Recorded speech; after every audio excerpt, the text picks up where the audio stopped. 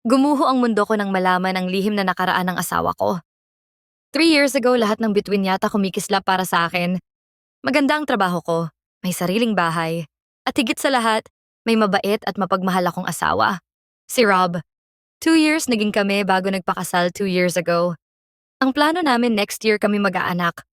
Akala ko perfect ang buhay ko. Maling-mali pala ako. Si Rob yung tipo ng lalaking hindi mo aakalain na may masamang itatago.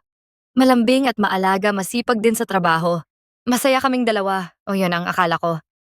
Isang araw, isang sikreto ang nadiskubre ko na nagpabago sa lahat. Nagsimula ang lahat isang hapon nung naglilinis ako ng home office niya. Habang nag-aayos ako ng mga papeles sa drawer niya, may nakita akong brown envelope. Hindi ako madalas nagbubukas ng mga ganoon dahil baka importante.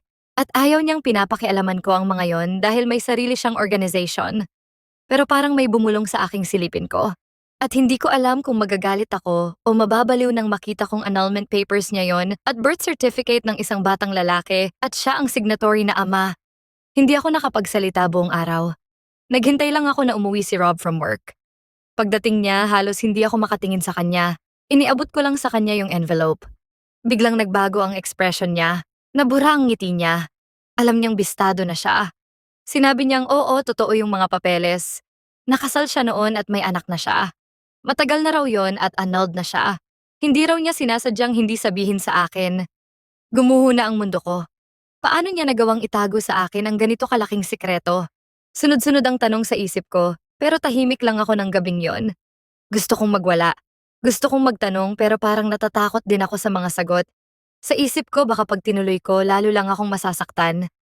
Kinabukasan hindi pa rin mawala yung bigat ng nadiskubre ko.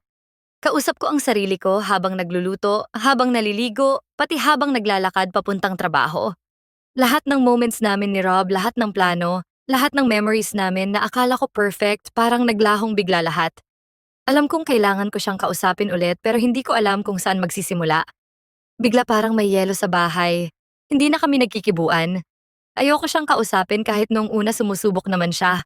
Hanggang sa sinabi niyang, I need time daw kaya ibibigay niya sa akin yon para mag-cool down. Cool down? Ganun lang ba yon?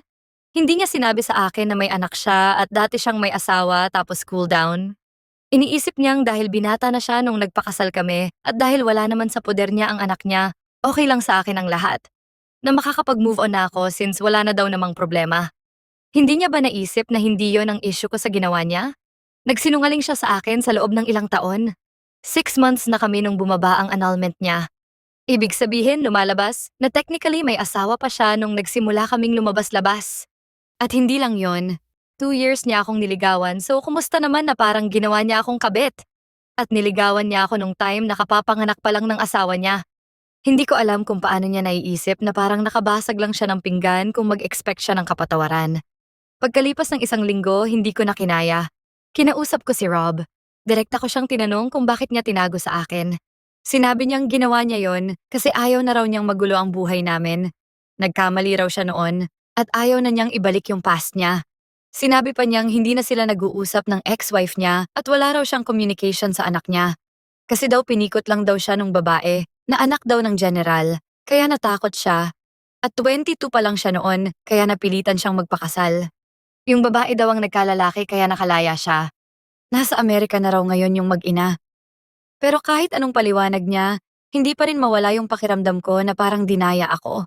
Paano ko pa siya mapagkakatiwalaan? Habang lumilipas ang mga araw, lalo akong hindi mapalagay. Kaya sa halip na magpanggap na okay lang ako, naghanap ako ng sagot. Sinubukan kong hanapin yung ex-wife niya sa social media. Si Sarah. Madali ko lang siyang nakita. Hindi ko alam kung tama ba ang ginagawa ko pero nang makita ko yung profile ni Sarah, sinubukan ko siyang i-message. Nagulat siya na nag-message ako. Medyo awkward yung conversation namin sa simula. Napapahiya ako sa kanya actually. Kasi parang inabandona silang mag-ina ng asawa ko. Ganon lumalabas. Pero itong si Rob, parang okay lang sa kanyang wala na siyang communication sa anak niya. Anong klaseng lalaki ba ang pinakasalan ko? Gulat na gulat ako nang sabihin ni Sarah na okay naman daw si Rob bilang provider kahit na bihira silang magkita dahil Bicol-based na sila ng anak niya at sa Manila naman kami ni Rob. At doon ko na nalaman ang iba pang detalye. Hindi totoong general ang tatay ni Sarah. Hindi totoong pinikot niya si Rob. Lalong hindi totoong nasa Amerika na sila ng panganay ni Rob. Wala rin siyang ibang asawa. Naghiwalay daw sila dahil ng babae na si Rob at ako yon. Nalaman daw niya ang pambababae ni Rob at doon sila nagsimulang masira. Bilib din ako kay Sarah. Hindi siya ang tipo ng babaeng nangaaway ng kabit kaya wala akong kamuwang-muwang na ganoon pala ang ginawa ni Rob sa kanya at sa akin. Grabe talaga. Hindi ko kinaya ang mga nalaman ko. Nung umuwi si Rob, hinarap ko siya ng walang takot. Ang siraulo kong asawa, kinaslight pa ako at sinabi na para daw sa benefit ko yon, para protektahan ako. Grabe ang galit ko. Proteksyon? Kanino? Sa kanya? Hindi ko matanggap. Parang hindi ko nakilala ang asawa ko. Sino ba itong pinakasalan ko? Ang lalaking ito ba talaga ang gugustuhin kong maging ama ng future children ko? Hindi na ako makapag-isip ng maayos. Isang gabi nagdesisyon akong umalis. Nag-leave ako. Pumunta ako sa bahay ng parents ko, nagdala lang ako ng ilang gamit. Hindi ko sinabi kay Rob kung gaano katagal akong mawawala. Kailangan ko lang ng space at oras para mag-isip. Pagdating ko sa bahay, naikwento ko sa parents ko ang lahat. Nagulat sila at nagalit din sila kay Rob. Sabi ng tatay ko, iwanan ko na raw. Baka daw madami pang hindi sinasabi sa akin. Pero hindi ganun kadali para sa akin. Kahit galit ako kay Rob, hindi ko pa rin alam kung kaya ko siyang basta-basta iwan. Mahal ko siya kahit pa sobrang nasaktan ako sa mga kasinungalingan niya. Nung nalaman ng pamilya ni Rob na umalis ako, nagsimula silang mag-reach out. Lalo na yung nanay niya na tinawagan agad ako.